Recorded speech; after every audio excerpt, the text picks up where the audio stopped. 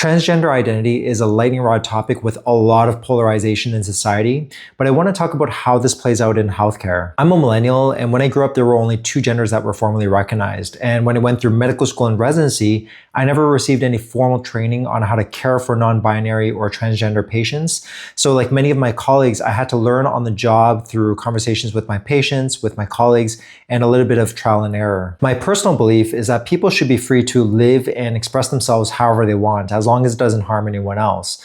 So when someone tells me their preferred name and pronouns, I'll use them. I mean, it's a very basic step in building trust, and it requires minimal effort on my end. That being said, biology still matters in medicine. For example, a transgender man might still have ovaries and a uterus, which means that pregnancy, ovarian cysts, menstrual issues are still possibilities. And if they're on hormone therapy, that also brings other risks like blood clots. And this is usually why medical documentation includes both the sex assigned at birth and the gender name and pronouns that the person most identifies with. Sometimes we need to ask about hormone use, puberty blockers, and gender-affirming surgeries, and these conversations can sometimes be quite uncomfortable.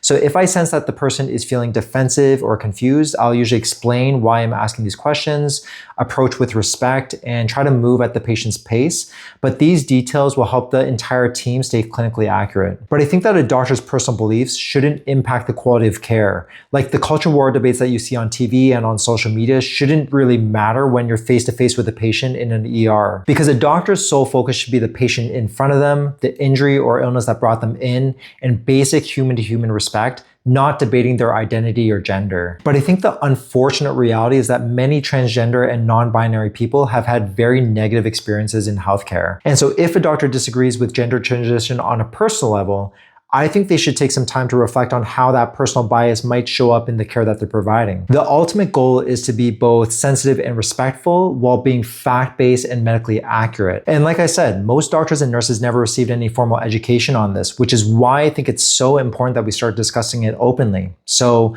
comment with your own thoughts and opinions down below. I'm Dr. Jeff, a board-certified ER doctor, and I break down important topics in medicine that directly impact healthcare. Follow me to learn more and to join in on the conversation.